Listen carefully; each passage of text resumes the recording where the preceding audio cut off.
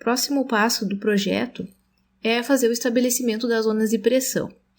Nós já vimos alguma coisa na aula anterior sobre reservatórios, né? Então, eu falei para vocês que nós temos que atender na rede uma pressão mínima e uma pressão máxima, e os reservatórios são responsáveis por fazer esse controle. Temos faixas de pressão mínima e máxima recomendadas na NBR, tá? Então, nós temos que admitir isso no projeto, temos que considerar. Por que nós temos que atender a uma pressão mínima e uma pressão máxima? No caso da pressão máxima, a pressão na tubulação, na rede de distribuição, não pode ser muito elevada, porque aí vai danificar a tubulação, né? As tubulações, conexões, válvulas, elas aguentam uma certa pressão. Então, tanto da rede quanto do ramal predial. E, além disso, se a pressão na rede ela for muito elevada, vai aumentar as perdas de água. Então, no caso de ter tubulações defeituosas, com furos devido à corrosão, vai aumentar muito a perda de água, tá? Então, se tem um limite de pressão. E por que nós temos que ter uma pressão mínima na rede?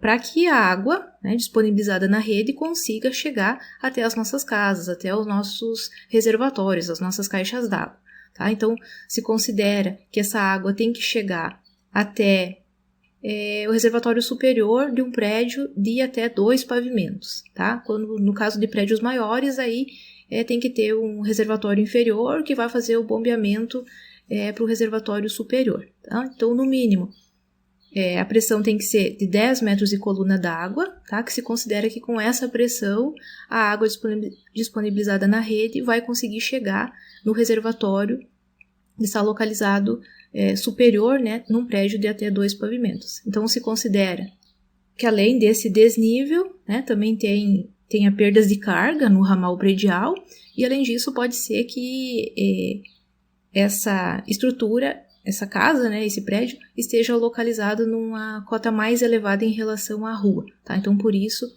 os 10 metros de coluna d'água de pressão mínima.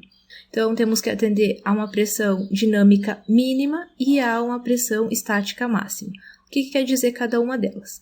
A pressão dinâmica mínima é a pressão mínima em ponto da rede na hora de maior consumo e com nível mínimo do reservatório de distribuição.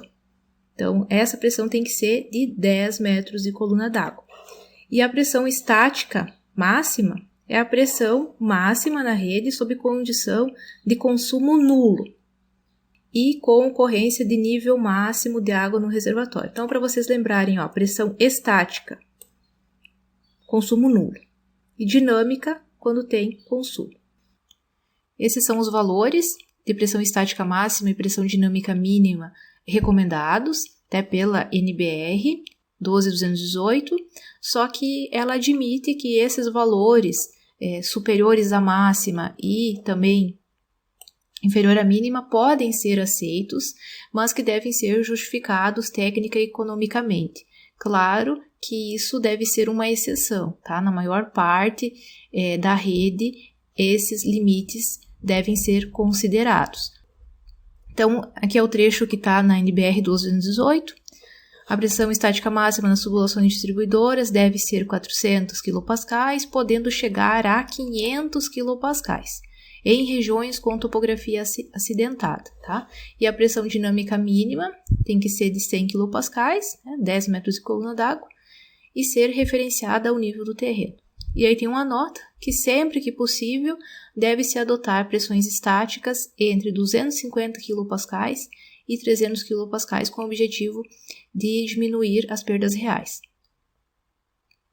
Bom, então nós temos que definir a localização dos reservatórios de modo a atender às pressões mínimas e máximas recomendadas, né?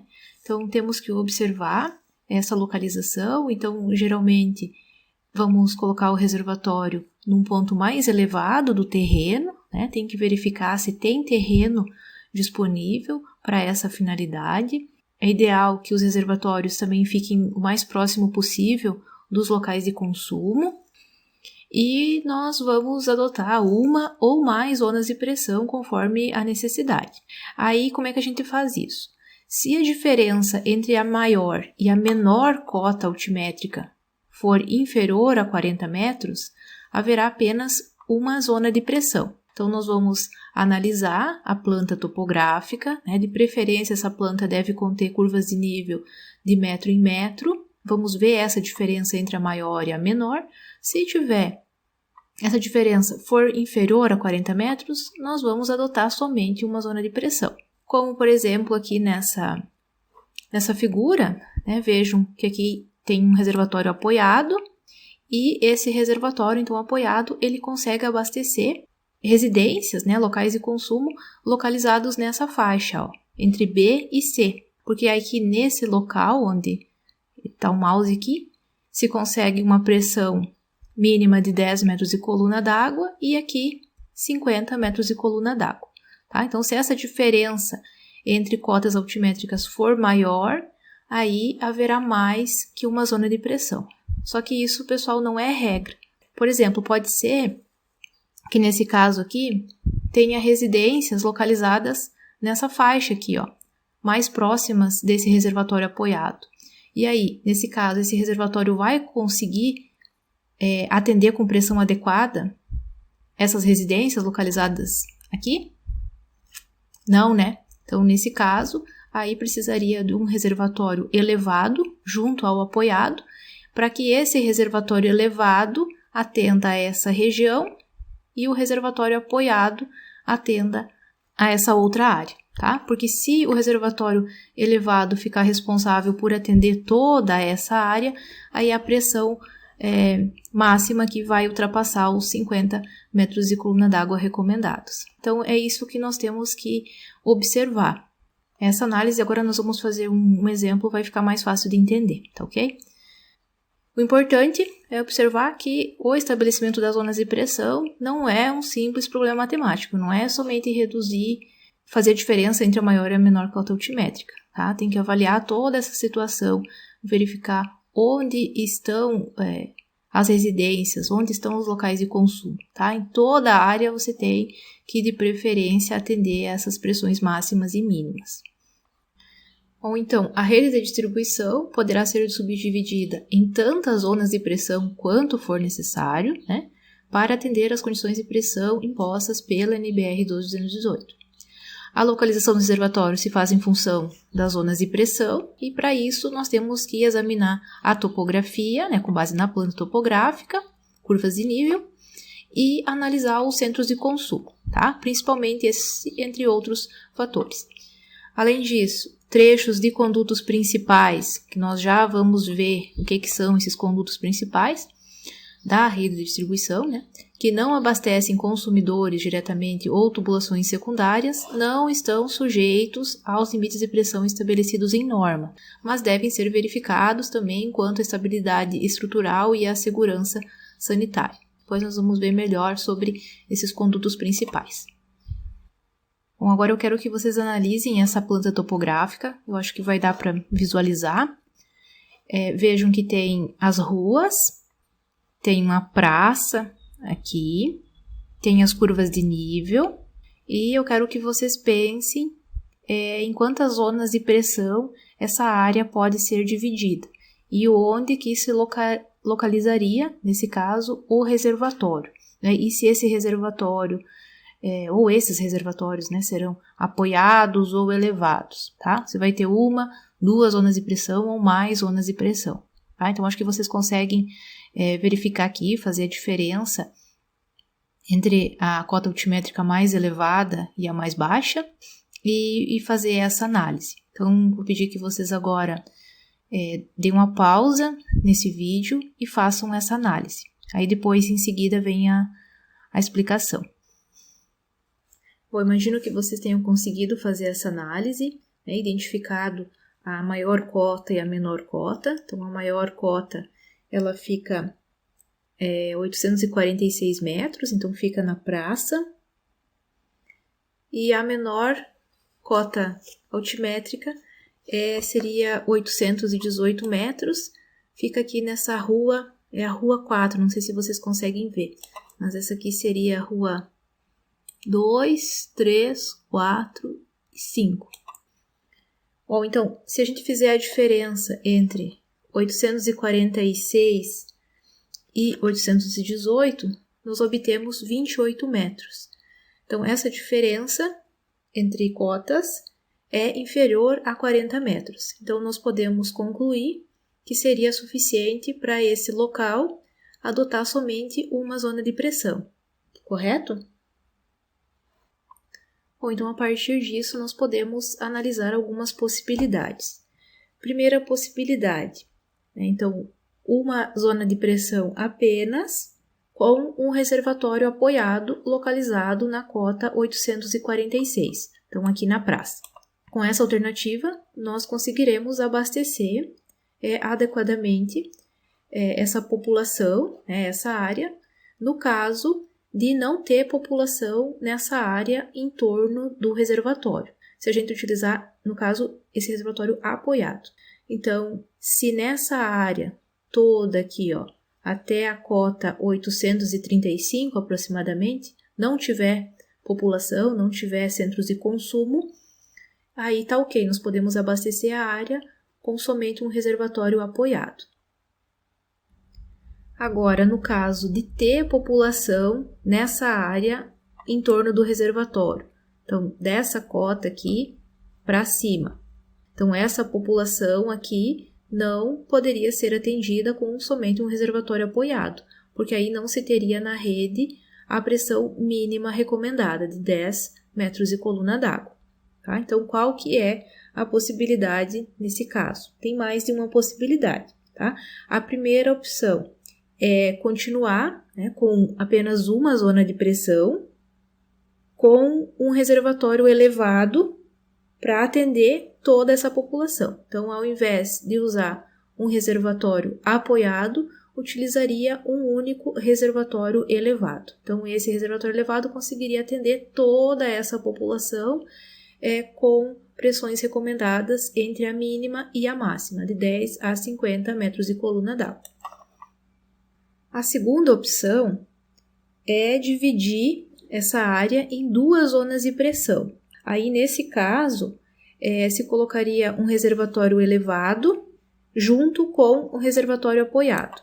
Aí, o elevado ele serviria para atender a população residente entre as cotas 835 e 846, e o reservatório apoiado serviria para atender o restante da população nessa área, tá? Entre a cota 835, mais ou menos, e 818.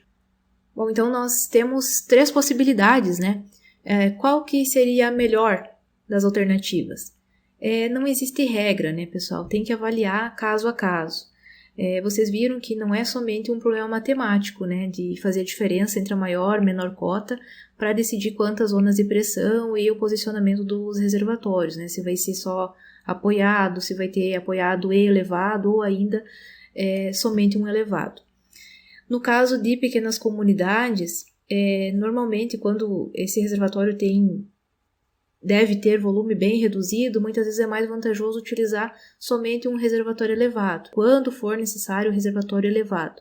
Já em comunidades maiores, referente a custos, então, se busca utilizar reservatório apoiado junto com elevado, porque como o elevado tem um custo maior, então se busca fazer o armazenamento, né, de um maior volume de água no apoiado, e o reservatório elevado serviria somente para regularizar as pressões na área. Então, tudo depende, caso a caso tem que ser analisado.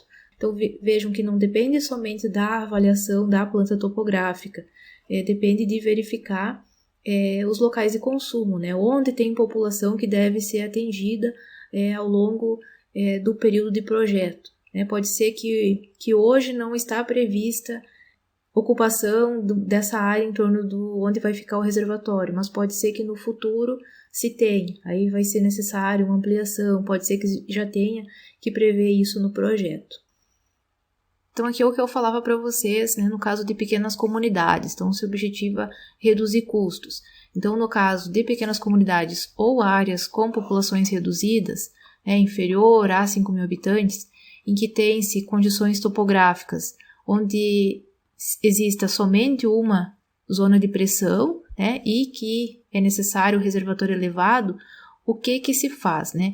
geralmente se aceita, por razões econômicas, a utilização de um único reservatório elevado. Então, aqui é mais econômico, no caso de pequenas comunidades, utilizar um único reservatório elevado, não utilizar o apoiado juntamente com o elevado. Mas daí o dimensionamento do volume desse reservatório, ele é feito com 1/5 do volume de consumo de água no dia de maior consumo. Então, não se utiliza 1/3 do consumo de água no dia de maior consumo, como a gente faz o dimensionamento dos demais reservatórios. Dessa forma, se procura reduzir ao máximo os custos de implantação desse reservatório elevado. Então, já que ele é necessário em pequenas comunidades, para reduzir ao máximo os custos, se adota esse parâmetro, 1/5 do volume de água consumido no dia de maior consumo. Então, nesse caso, o reservatório elevado ele vai servir somente como volante, né, para compensar as variações de consumo ao longo do dia. Tá? Então, aqui não se considera assim, reserva para emergências ou para combate a incêndios. O objetivo é reduzir custos. Tá? Exemplo 2. Esse exemplo ele está resolvido no livro do Heller e Pádua. Eu vou mandar para vocês. Tá? Então, eu peço que vejam e tentem fazer. Qualquer dúvida, me perguntem. Tá ok?